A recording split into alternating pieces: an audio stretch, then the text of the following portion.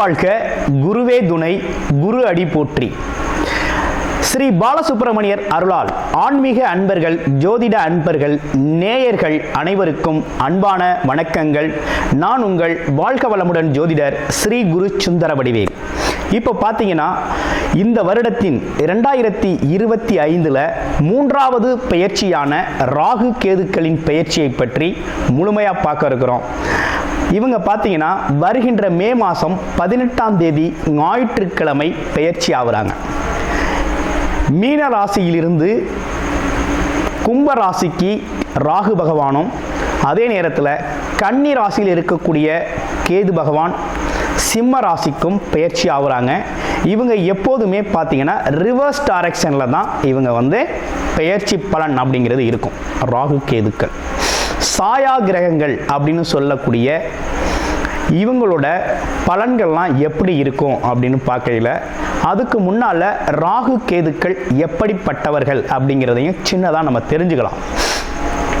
ராகு அப்படிங்கிறவர் பார்த்தீங்கன்னா உலக போகங்களை அனைத்தையும் கொடுத்து பிற்பகுதியில் அதற்கான அனைத்து விதமான வாய்ப்புகளையும் கொடுப்பார். ராகு உலக போகங்களில் அனைத்து விதமான வாய்ப்புகளையும் கொடுத்து பிற்பகுதியில் அதன் மூலமாக சின்ன சின்ன தவறுகளை செய்ய வச்சு சிறு தண்டனைகளையும் கொடுக்கறது மட்டும் இல்லாமல் கொடுக்கிறவர் தான் ராகு. கேது அப்படிங்கிறவர் பார்த்தீங்கன்னா ஆரம்பத்திலேயே பல்வேறு விதமான கஷ்டங்களையும் துன்பங்களையும் இன்னல்களையும் கொடுத்து தன்னோட பிறப்பின் நோக்கத்தை அறிய செய்து பிறகு அவங்களுக்கான வசதி வாய்ப்புகளை கொடுக்கிறவர் தான் கேது பகவான். இருவருமே ஒருத்தருக்கொருத்தர் பெரிய பலம் வாய்ந்தவர்களாக இருக்கிறாங்க. ஜோதிடத்தில் எல்லாரையும் விட மிகவும் பலம் வாய்ந்தவர் ராகு பகவான் இருக்கிறார். அதை விட ஒருபடி மிஞ்சி கேது பகவானும் இருக்கிறார். இப்போ இவங்களை தாண்டி மிகப்பெரிய விஷயங்களை இந்த ஜோதிடத்தில் செய்ய முடியாது. இந்த ராகு கேதுக்கள் அப்படிங்கிறது பார்த்தீங்கன்னா சந்திரன் சூரியனை நெருங்கி செல்லுது அப்படின்னா சந்திர கிரகணம், சூரிய கிரகணம் அப்படிங்கிறது ஏற்படக்கூடிய ஒரு அமைப்பு இருக்குது. அடுத்து ராகு கேதுக்களுக்கு இடையில் ஒருத்தரோட பிறப்பு ஜாதகத்தில் கிரகங்கள் அனைத்துமே அடைபட்டு போச்சு அப்படின்னா கால சர்ப்ப தோஷம் அப்படிங்கிற ஒரு பாதிப்பு ஏற்படும்.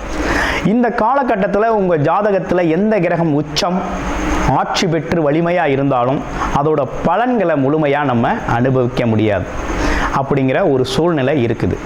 இப்படிப்பட்ட கிரக அமைப்புகளோடு இருக்கக்கூடிய ராகு அப்படிங்கிறது பாட்டனார் சம்பந்தப்பட்ட வம்சவழி சம்பந்தப்பட்ட விஷயத்தையும், கேது அப்படிங்கிறது ஆன்மம் உள்நிலை சம்பந்தப்பட்ட விஷயத்தையும், அம்மா வர்க்கம் சம்பந்தப்பட்ட விஷயத்தையும் குறிப்பெடுத்து தரக்கூடிய ஒரு அமைப்பு அப்படிங்கிறது தான் ராகு கேதுக்கள்.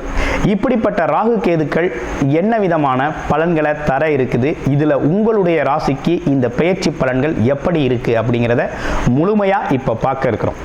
சிம்ம ராசி நேயர்களுக்கு இந்த ராகு கேது பயிற்சி எப்படி இருக்குது? முதல்ல சிம்ம ராசி அப்படிங்கிறவங்க எப்படிப்பட்டவங்களா இருக்கிறீங்க? நீங்கள் காலச்சக்கரத்தின் 5வது ராசி, அதே போல் தனித்து இயங்கக்கூடிய ராசி, தனி துணிச்சல், தைரியம், தன்னம்பிக்கை அப்படிங்கிற ஒரு விஷயத்தெல்லாம் தன்னகத்தை கொண்டவர்கள்.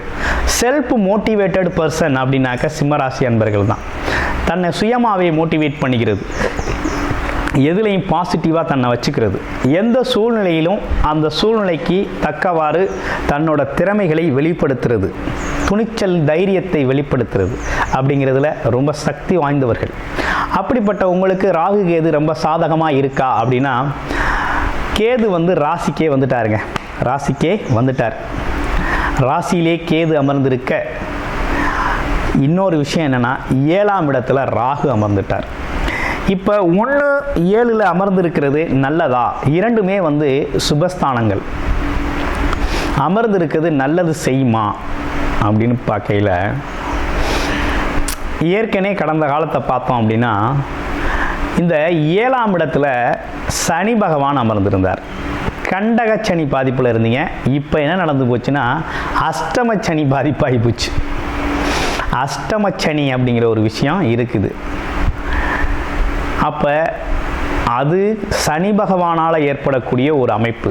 அப்போ மனம் சார்ந்த, உடல் சார்ந்த பாதிப்பு அப்படிங்கிறது சனி பகவானால் உறுதியாக நம்ம வாழ்க்கையில் சில தடுமாற்றங்களை சந்திக்க போகிறோம் அப்படிங்கிறது இருக்குது. அடுத்து ராகு கேது பார்க்க போகிறோம். ராகு என்ன பண்ணிட்டாரு, 7ஆம் இடத்துல கேது ராசியிலே இருந்து நேருக்கு நேராக பார்க்குறாங்க.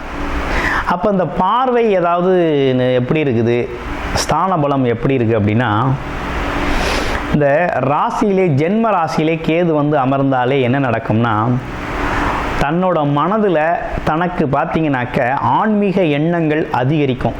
சுபமாக இருக்கையில் ஆன்மீக எண்ணங்கள் அதிகரிக்கும், ஆன்மீக நாட்டங்கள் ஏற்படும். சித்தர்கள் வழிபாட்டு தலங்களுக்கு, ஞானிகள் வழிபாட்டு தலங்களுக்கு போயிட்டு வர்றது, ஆசீர்வாதம் பெறுறது, ஆமாம் இந்த மாதிரி பார்த்தீங்கன்னா ஆன்மீக சுற்றுலா போகிறது, இப்படிப்பட்ட விஷயங்கள்லாம் உருவாகும். மனசில் அடிக்கடி கோவில் குளம் சம்பந்தப்பட்ட விஷயங்கள், ஆத்ம ஞானம் சம்பந்தப்பட்ட விஷயங்கள், ஆழ்ந்த சிந்தனைகள், ஆமாம் இப்படிப்பட்ட விஷயங்கள்லாம் போகும். அது நல்ல நிலை. இதே இன்னும் சில பேருக்கு சூழ்நிலை சரியில்லாமல் பிறப்பு ஜாதகத்தில் இருக்குது, சரியில்லை அப்படின்னா மனம் குழப்பமடையும். ஆமாம், புத்தி பேதளிக்கும். ஆமாம், என்ன செய்கிறோம் ஏது செய்கிறோங்கிறது தெரியாது, தடுமாற்றம் ஏற்படும். அதே போல் அம்மா வர்க்கங்கள் சார்ந்து பாட்டியார் வர்க்கம் சம்மந்தப்பட்ட விஷயங்களில் மனஸ்தாபங்கள் இருக்கும், மனக்குறைகள் இருக்கும். பார்த்திங்கன்னா மாமனார் தாய் மாமன் வர்க்கத்தில் சண்டை சச்சரவுகள் இருக்கும். அதே போல் பார்த்திங்கன்னா கொஞ்சம் உடல் ஆரோக்கியம் அப்படின்னு பார்த்தோம்னா, உடல் ஆரோக்கியத்தில் கண்ணு காது மூக்கு தொண்டை சம்மந்தப்பட்ட பிரச்சனைகள் போகும். இப்படிப்பட்ட விஷயங்கள்லாம் நடக்கக்கூடிய ஒரு அமைப்பு அப்படிங்கிறது உருவாகிருக்கு. அப்போ ஜென்மத்தில் கேது இருக்கிறது நல்லதா அப்படின்னா, ஆன்மீகத்தை அறமாக கையில் எடுத்துக்கணும். அப்படின்னா என்னென்னா, இறை தொடர்பில் இருந்தீங்க அப்படின்னா ஜென்மம் கேது அப்படிங்கிறது பெரும்பாலும் பெரிய பாதிப்பை கொடுக்கிறாரு. ஆத்ம ஞானத்தையும் அறிவு ஞானத்தையும் கொடுக்கும். பொருளாதாரத்துக்கும் இவருக்கும் சம்மந்தம் இல்லை. இவர் உள்நிலையில் தான் நமக்கு வேலை செய்வார்.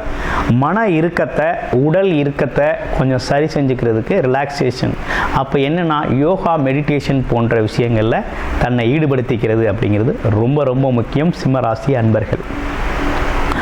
அப்படியே ராகு பகவானுக்கு வருவோம்.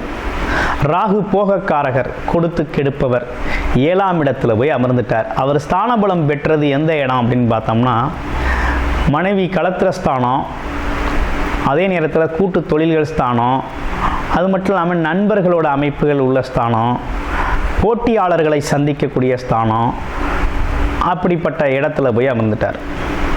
இதில் ஒரே ஒரு விஷயத்தில் நீங்கள் ஜெயிக்கலாம், போட்டியாளர்களை ஜெயிக்கலாம். ஏன்னா ராகுவோட வலிமையானவர் யாரும் இல்லை. எல்லா கிரகத்தையும் கூட கூடுதல் வலிமை ராகுக்கு இருக்குது, அதை விட கூடுதல் வலிமை கேதுக்கு இருக்குது. அப்போ ராகுவோட வலிமை போட்டி பந்தயங்களில் சூப்பராக ஜெயிக்கலாம். போட்டியாளர்களை வெற்றி கொள்ளக்கூடிய ஒரு அமைப்பு அப்படிங்கிறது ரொம்ப நல்லா இருக்குது. ஆனால் நண்பர்கள் நிலையும், கணவன் மனைவி நிலைகள், கூட்டு தொழில்கள் சம்பந்தப்பட்ட நிலைகளில் கொஞ்சம் கவனம் எடுத்துக்கணும். கூட்டு தொழில்களில் கூட ஒரு நல்லது முன்னேற்றத்தை கொடுப்பார். தொழில் சார்ந்த காரகத்தில் ஒரு முன்னேற்றத்தை கொடுப்பார். ஆனால் உறவுகள் சார்ந்த விஷயத்தில் கவனம் எடுத்துக்கணும் அப்படிங்கிற மாதிரி இருக்குது சிம்மராசி அன்பர்கள். அப்போ கணவன் மனைவி ஒற்றுமை குறைபாடு ஏற்கக்கூடிய அமைப்பு இருக்குது. அப்போ ராகு வந்தார்னா என்ன நடக்கும், சந்தேகத்தை அதிகமாக கொடுப்பார், சந்தேக புத்தியை கொடுப்பார், சந்தேகம் ஏற்படும், சங்கடத்தில் முடியும். அடுத்து நண்பர்கள் மத்தியில் வாக்குவாதம் செய்ய சொல்வார், தீய பழக்க வழக்கங்களுக்கு தன்னை ஆட்படுத்துவார், மாது பிரியர்களாக தன்னை மாற்றி விட்டுருவார். இதே சில இடங்களில் பார்த்தீங்க அப்படின்னா,